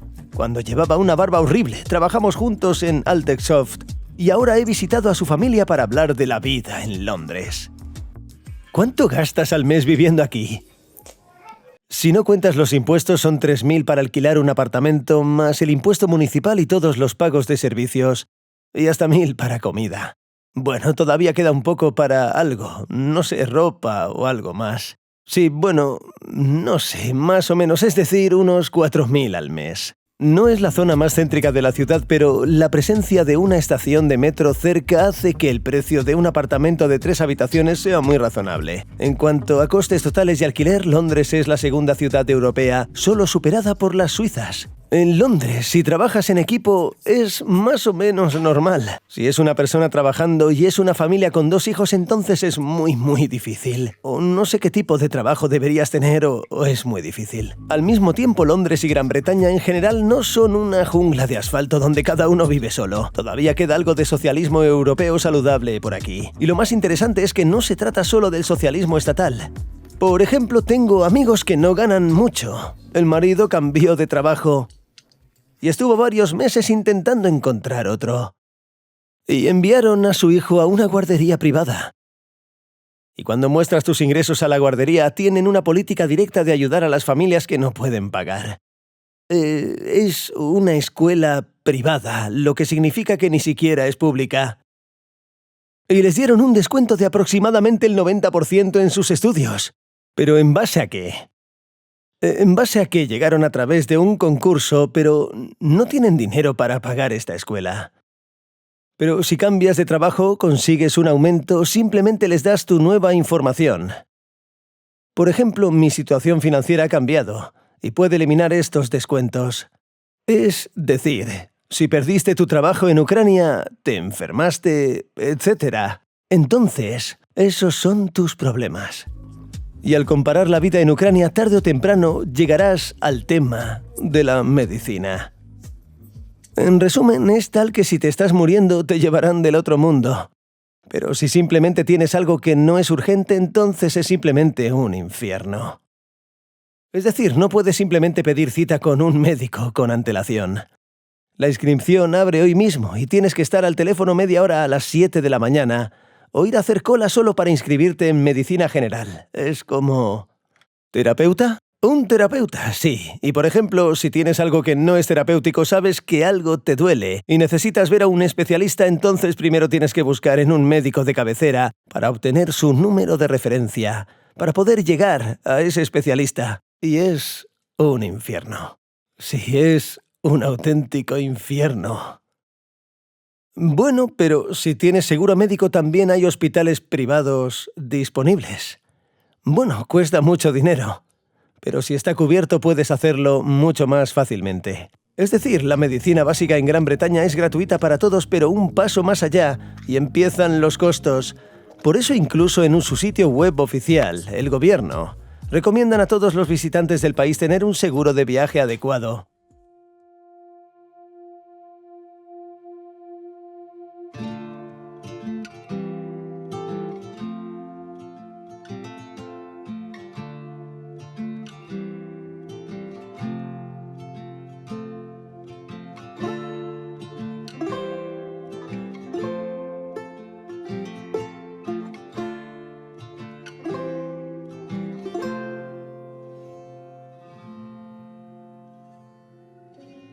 Pasé unas noches con otro amigo de Kharkov, que vive en una casa muy curiosa, donde en lugar de un estanque bajo el balcón, está el mismísimo Támesis.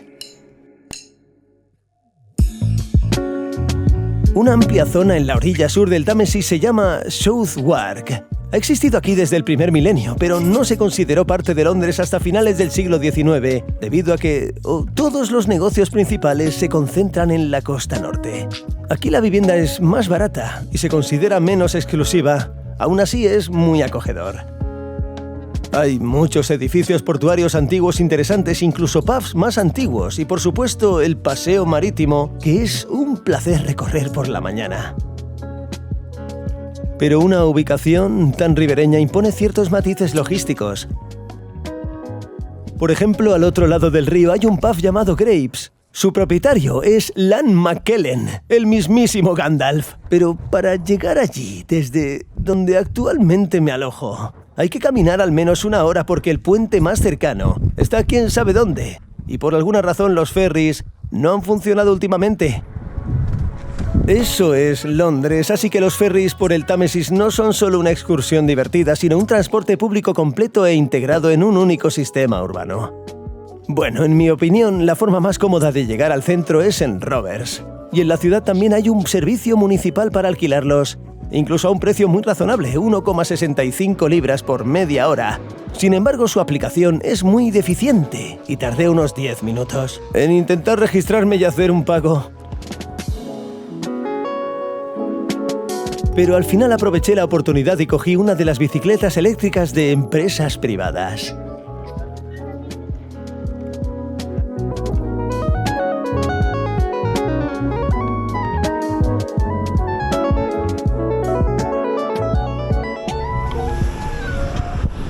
Que ya ha costado bastante más. Basta con calcular el tamaño del carril asignado para bicicletas y coches. Me gusta esta planificación. En 2022, por primera vez en la historia, habrá más bicicletas que coches en las calles de Londres. Esto se vio facilitado en gran medida por el hecho de que la ciudad invierte realmente en la infraestructura adecuada. Bueno, no solo pintan carriles bici en la acera, sino que se lo quitan a los coches. Y este es un ejemplo claro de cómo parte de la carretera se convirtió en carril bici y de esta manera a los conductores no se les insinuó de forma transparente que sería mejor para ellos cambiarse a la bicicleta o al transporte público. Sin embargo, los conductores londinenses no les guardan rencor a los ciclistas y dejan suficiente espacio para circular por el carril izquierdo. Y ni siquiera sé a qué se debe esto. ¿A la cortesía tradicional británica o a una multa de 100 libras por no mantener la distancia de seguridad? Bueno, yo diría que en estas calles de izquierdas, los peatones son más peligrosos que los coches.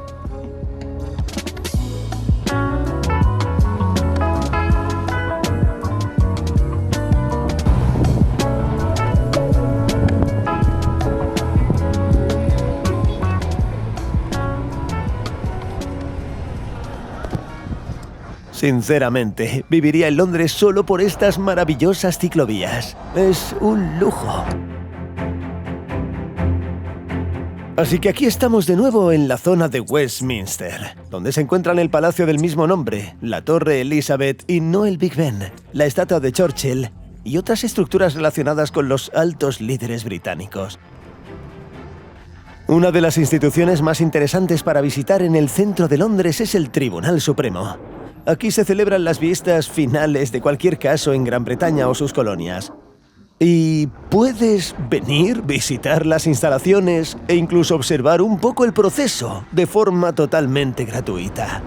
Es decir, sí, cualquier caso administrativo o penal en el territorio de las antiguas colonias británicas puede ser apelado y llegar a este tribunal para su consideración por el Panel Judicial Supremo. El interior del edificio está profusamente decorado con heráldica y vidrieras. Un detalle muy interesante es que todos los símbolos principales de la institución están relacionados con partes de Gran Bretaña. Por ejemplo, su logotipo, que en diversas interpretaciones de diseño se encuentra por todas partes, contiene imágenes de flores que simbolizan cada uno de los principales países del reino. ¿Cuántos países hay en este país? 4. Es más, incluso todos los muebles del interior están hechos con materiales de estos 4 países respectivamente. Las cortinas se fabricaron en Escocia. Es decir, hay de Gales, Escocia y piel de Irlanda del Norte. Y siempre me río de la gente. Eso no es de IKEA, es de roble inglés. La señora Olena ha trabajado aquí durante muchos años en el servicio de seguridad y nos guió por diferentes plantas y salas. Nos explicó cómo funciona el Tribunal Supremo. Spoiler, nada del otro mundo. Pero el hecho de poder entrar libremente y presenciar el proceso judicial me impresionó mucho. Justo al lado del tribunal se encuentra la Abadía de Westminster, el lugar de todos los eventos reales relacionados de alguna manera con la religión. Pero no se puede entrar a la Abadía de Westminster ahora mismo porque está cerrada hasta la coronación, que creo que es el 8 de mayo. Bueno, no pasa nada. En fin...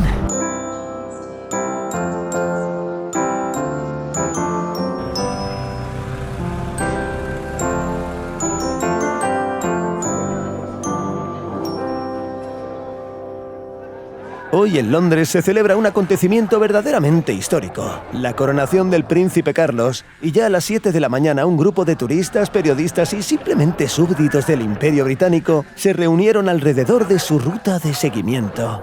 Presenciar toda esta actividad, que según diversas estimaciones costó entre 100 y 200 millones de libras, y para muchos un gasto tan desorbitado de dinero público para un solo evento, y para la monarquía en su conjunto parece una tontería. Pero desde una perspectiva puramente pragmática, la familia real británica no es solo un grupo de personas con la suerte de tener familiares, sino una marca muy seria. Esto se debe en primer lugar a un aspecto de imagen para todo el país. Es la financiación de estas tradiciones arcaicas lo que ayuda a mantener la atmósfera de la buena Gran Bretaña de antaño. En segundo lugar, los medios de comunicación. Todos los eventos o visitas importantes relacionados con la corona reciben cobertura mediática mundial, lo cual es indescriptiblemente valioso hoy en día. Además, todo esto contribuye al desarrollo de los negocios relacionados. Bueno, no pude encontrar cifras, pero se estima que la última boda real aportó más de 1.000 millones de libras a la economía británica. Están el turismo, la venta de mercancías y la industria de la moda. En general, todo lo que se acerca a la realeza es muy valorado en el país. Algunas marcas o servicios utilizados por la alta sociedad británica reciben una orden real especial, y esta distinción les ayuda a aumentar sus ventas un promedio del 5% anual. Bueno, después de todo, la familia real posee bienes inmuebles, tierras y otros activos que son administrados por una empresa especial, Crown Estate. Los alquila y reinvierte las ganancias. En resumen, su monarquía no es solo una antigua tradición, sino un negocio muy serio. Y todo lo que rodea la coronización es, podría decirse, gastos operativos. Pero para ser honesto, no tengo demasiado interés en estar entre la multitud esperando a que el nuevo monarca británico pase. Voy a insertar las imágenes aquí en la edición tal como sucedieron.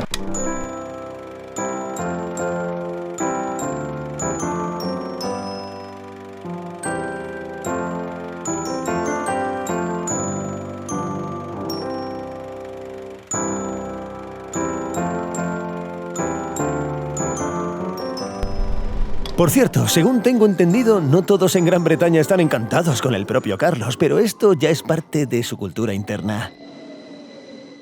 Bueno, volvamos al tema central y hablemos un poco sobre uno de los monumentos más reconocibles de la ciudad, el London Eye. Fue uno de los proyectos de ingeniería más destacados. Se ensambla por separado en la fábrica, se arrastraba por el Támesis y a finales de 1999 se instaló frente al Westminster, en honor al tercer milenio, y ahora sigue siendo la noria de observación más alta de Europa.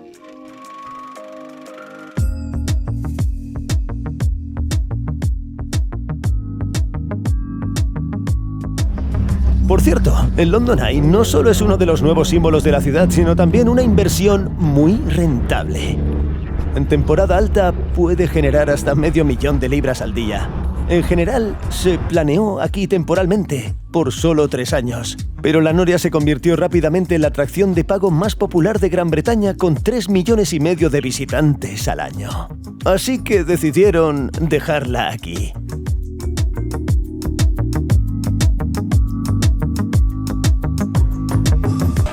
Bueno, una maravillosa puesta de sol que se podía ver directamente desde el London Eye. Pero se hicieron planes más urgentes. Bueno, vamos. Sí, algo que... Así que ahora tenemos una pequeña aventura en el Nuevo Este. ¿Vamos a comprar una camioneta? No la compréis, sino que la compren. ¿Veis la camioneta para el ZSU? Es el pasatiempo preferido de los informáticos. André y Sherry llevan haciéndolo desde el comienzo de la invasión en su tiempo libre, y como verdaderos profesionales de la informática incluso crearon un bot de Telegram que busca opciones en código abierto. Colaboramos con los geniales Help UA Tracks, quienes fundaron todo esto y empezaron a comprar coches. Y compramos unos 140. Necesito comprobarlo. Unos 140, eso es muchísimo. Nos llamamos gitanos porque venimos en grupos de 3 o 2, charlamos de algo en nuestro idioma. Sí, y luego regateamos con furia. Y si todo va bien, cogemos el coche. Sí. Esa camioneta es mía. Y aunque tenemos casi 1 hora de viaje por delante con una puesta de sol perfecta, me gustaría hablar un poco sobre los lugares donde se puede disfrutar de esa misma puesta de sol en la ciudad. En Londres hay muchísimos miradores y quería algo que no fuera ostentoso y preferiblemente barato, pero idealmente gratuito. Y según estos parámetros, el llamado Jardín A120 era perfecto. Se trata, como su nombre indica, de jardines ubicados en la azotea de uno de los rascacielos del centro. Y este es el espacio abierto más grande de este tipo en la ciudad. Y me sorprendió muchísimo que esté en un edificio privado. No hay que registrarse ni pagar para entrar. Simplemente contribuyeron a la comodidad de la ciudad. Bueno, no es tan alto como el Shard o en el Sky Garden, por lo que conviene reservar asientos con varios días de antelación. Más bien con 1 semana de antelación.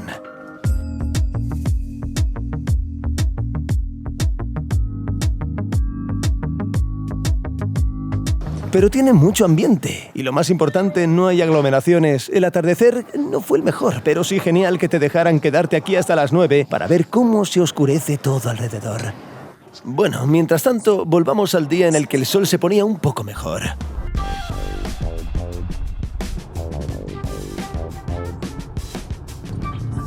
Comprar un coche es un proceso muy sencillo. Esto no es lo que tenemos en Ucrania. Aquí simplemente se firma un documento similar al del Europrotocolo junto con el propietario, se rellena un cuestionario y se envía por correo, y listo. Con el tiempo, cada vez hay menos coches aptos para la compra, pero gracias a las leyes de planificación urbana de Londres podrían volver a estar disponibles. En Londres existe la zona de emisiones ultrabajas. Se trata de una zona donde no se pueden circular coches no ecológicos.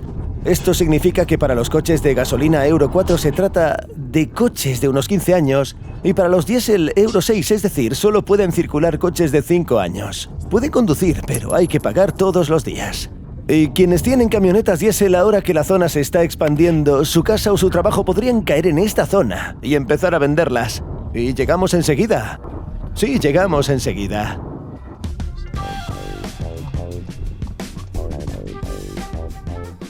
Sí, fuimos a un suburbio precioso. Y aquí está entre los pétalos de un manzano de Sakura, nuestro premio gordo. El vendedor de esta camioneta de lujo era un comerciante llamado Rick de Pakistán. Y resultó que no eran los primeros ucranianos que le pidieron una camioneta.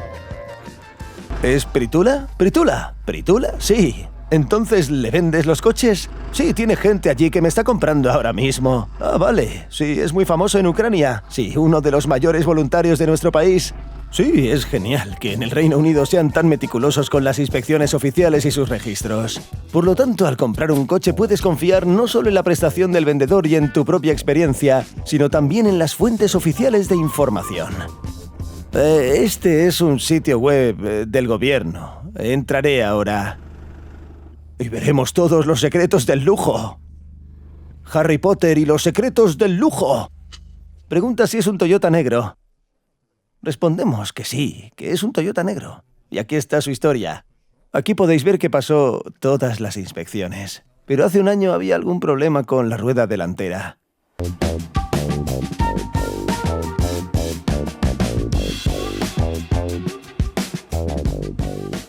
Pero con coches tan viejos cualquier cosa puede pasar. Durante la primera prueba resultó que algo golpeaba en la caja de cambios. Por lo tanto, los chicos empezaron a contactar con su técnico. No estoy seguro. Dice que son las ruedas. Definitivamente las ruedas están rotas, pero me parece que es una caja de cambios. ¿Para qué necesitamos una camioneta con ruedas que no tiene ruedas? ¿Para qué necesito una casa sobre ruedas que no tiene ruedas? La elegiste tú mismo. Me quedé mirando. Tú mismo viste lo que comprabas. Comprar un vehículo así, incluso en Gran Bretaña, no es un proceso trivial. Y Ricky no se esforzó mucho en explicarnos esa opción y nos mostró otros ejemplares que tenía en stock.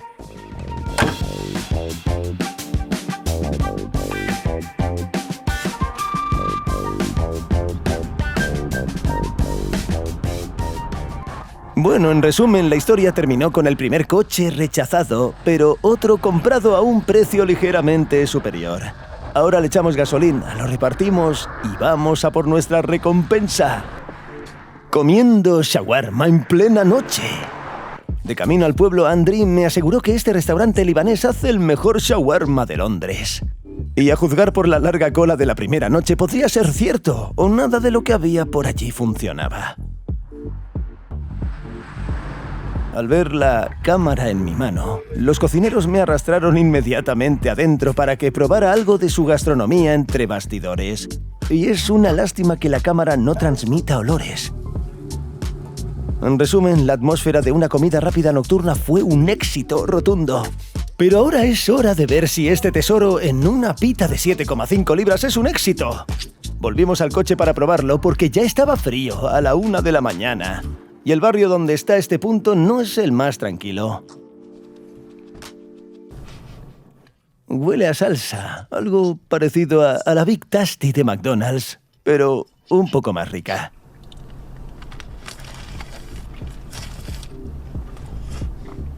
Increíble. Simplemente impresionante. Puedo saborear el pollo que asaron allí. Un montón de verduras diferentes y la misma salsa. No sé cómo describirlo. Es como si Big Tasty hubiera decidido que era hora de un ascenso y se hubiera vuelto aún mejor. Probablemente estará entre los 5 mejores shawarmas que he comido. Solo mira esos jugosos trozos de pollo. Está simplemente delicioso. Es un verdadero placer. Está espectacular. Te has quedado flipado. En Londres hay muchísimos lugares deliciosos para comer. Hay miles de establecimientos por aquí. Pero para encontrarlo todo en un solo lugar y sumergirse en la historia, deberías ir al mercado de Borough. Es el principal punto de referencia gastronómica de Londres y uno de los mercados de comida más grandes y antiguos del mundo. Es curioso que esté bajo un puente y que los trenes pasen regularmente por encima. Es bastante ruidoso, pero tiene mucho ambiente. En este lugar, en la orilla sur del Támesis, el mercado existe desde hace más de 1000 años y su historia está estrechamente relacionada con el Puente de Londres, del que hablé en el vídeo anterior. Cuando Londres estaba oficialmente solo en la orilla norte, la gente del pueblo acudía en masa para comer y comprar a precios más bajos. El concepto se ha mantenido inalterado durante 1000 años. Un montón de comerciantes, todos venden algo, todos comen algo. Pero creo que la variedad ha cambiado un poco.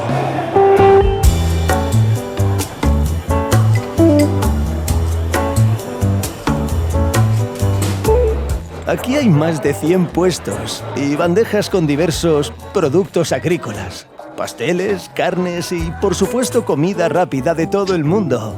Puedes simplemente probar algo o ver el proceso de cocción. Es, en cierto modo, un auténtico museo de la alimentación con un auténtico ambiente de mercado.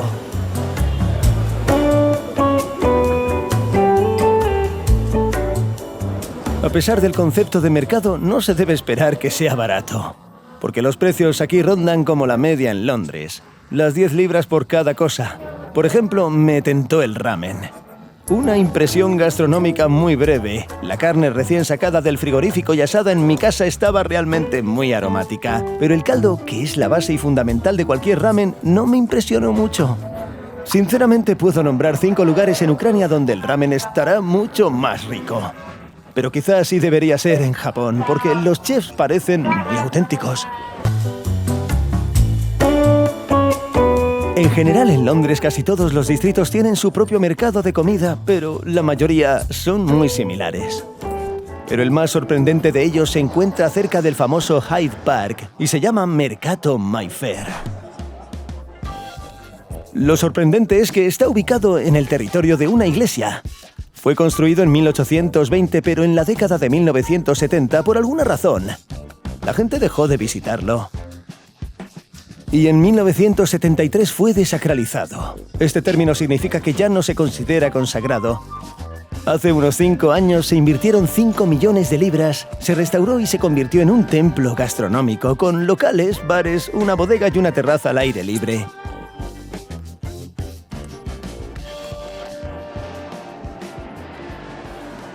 Y esto, en mi opinión, es una coincidencia perfecta porque la comida deliciosa también es una especie de religión.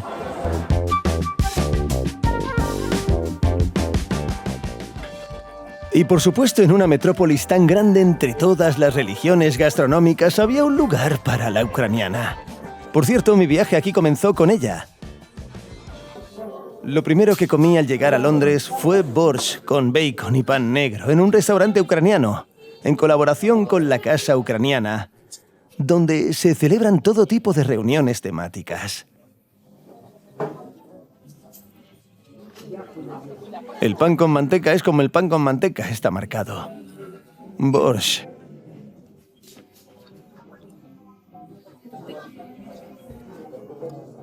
No, en general es un borscht normal, como el de algunos comedores ucranianos, pero por 5,50 libras. La institución se llama Club Social Ucraniano, y entre otras cosas, es una sede informal de la diáspora y un lugar donde los ucranianos se reúnen para diversas manifestaciones y eventos festivos. Bueno, no puedo decir que fuera el mejor borscht que he probado, pero la hospitalidad y el ambiente estaban a la altura. Como te comenté en el primer vídeo, Londres tiene una cantidad increíble de inmigrantes, por lo que esta ciudad es una auténtica mezcla de idiomas y culturas. Por eso, para disfrutar de un ambiente inglés más auténtico, fui a la región, al pequeño pueblo de Preston.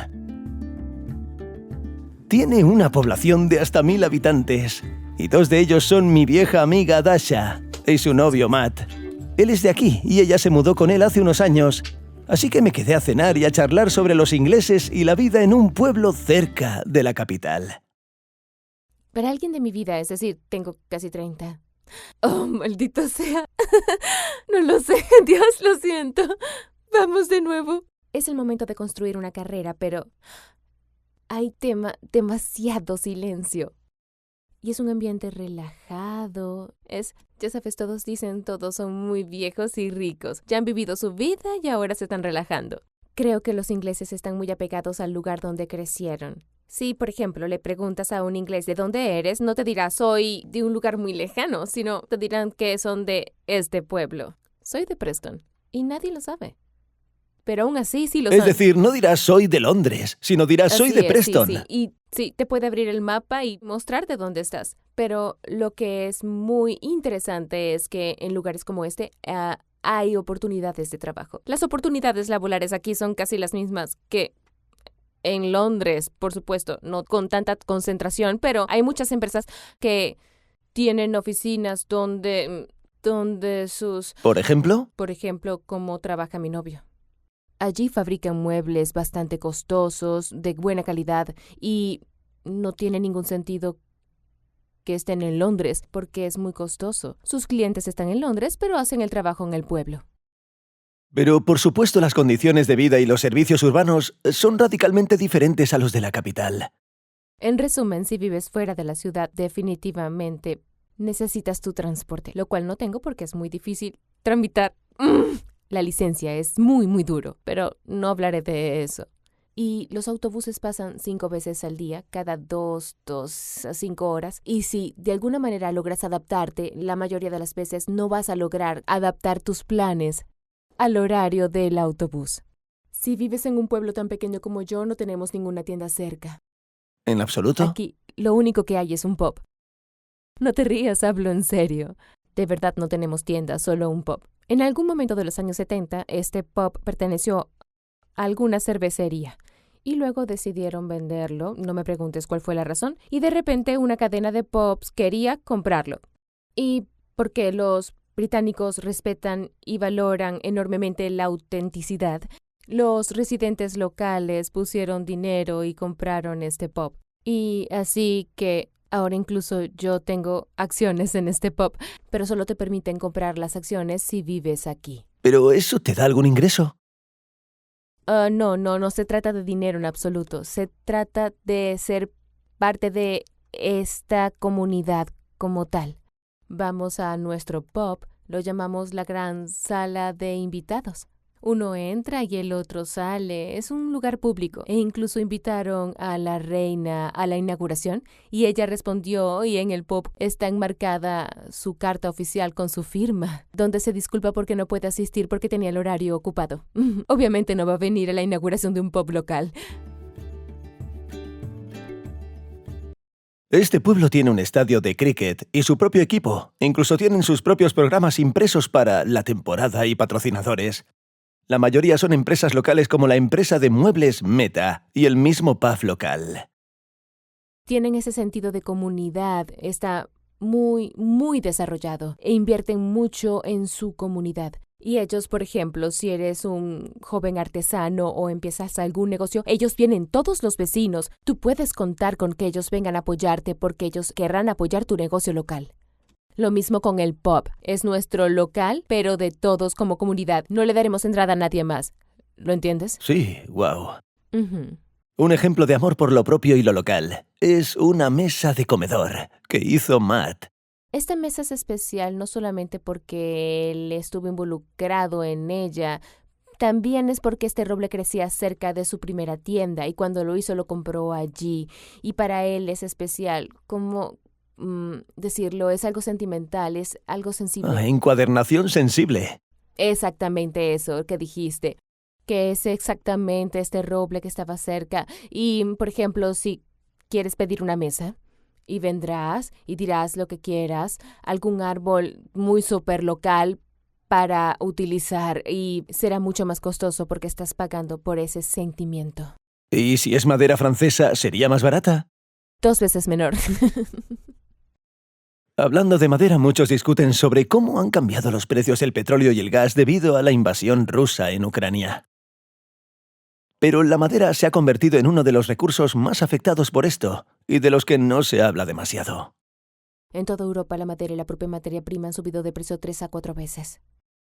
Sí, porque Rusia suministró mucha madera, porque toda Siberia está llena de esta madera. Y A Matt le dijeron que todos los ingleses habían desistido del fabricante ruso y que era necesario comprar en otro lugar. Entonces compraron a un precio más alto y todos lo sabían y me dijeron que se volvió 300 a 400 veces más alto. Se volvió Mucho caro más para caro. todos. Todos estuvieron de acuerdo porque esto es fundamental. Porque era fundamental, no quisieron comprarle a los rusos. Las banderas ucranianas estaban por todas partes y era fundamentalmente importante para ellos izar banderas ucranianas para mostrar su humanidad y valores. Como es comprensible la ayuda a Ucrania, la simpatía, pero también ser parte de algo que creen que es correcto. Organicé una cena benéfica aquí en nuestro pub. Preparé tortillas de papa, albóndigas y con las niñas hicimos un borscht y recaudamos mucho dinero para nuestro bar, que solo vendíamos comida a cambio de una pequeña donación, y recogimos alrededor de 3,000 libras en 3 a 4 horas. Y estas son solo personas del pueblo. Acabamos de llegar y pagaron 50 libras por una porción de borscht. Estaba claro que era una donación a través de la compra del borscht.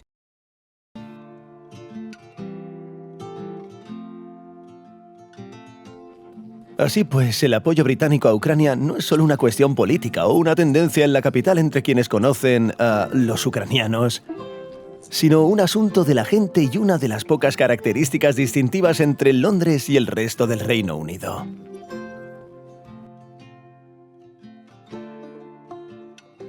Esta es una situación bastante típica de las capitales europeas que pueden diferir radicalmente de otras regiones, porque tiene su propia escala, ritmo y cosmopolitismo. Y a juzgar por toda Inglaterra, habiendo visitado solo Londres, creo que podría ser una decisión un poco equivocada. Y estoy planeando hacer un pequeño viaje por este país para explorar esta diferencia en persona. La marca inglesa de TED me apoyó con esta idea, que también fue el principal patrocinador de la carrera de Roman. Y esto resultó en una de mis aventuras más extrañas. Conduje por Inglaterra desde el océano hasta las montañas, probé si su cocina era realmente tan terrible y conocí a gente increíble que ayuda a Ucrania de las más diversas maneras.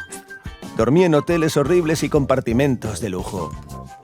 Vi las ciudades más hermosas del país y las instituciones educativas más codiciadas. Escuché cantar a Liverpool.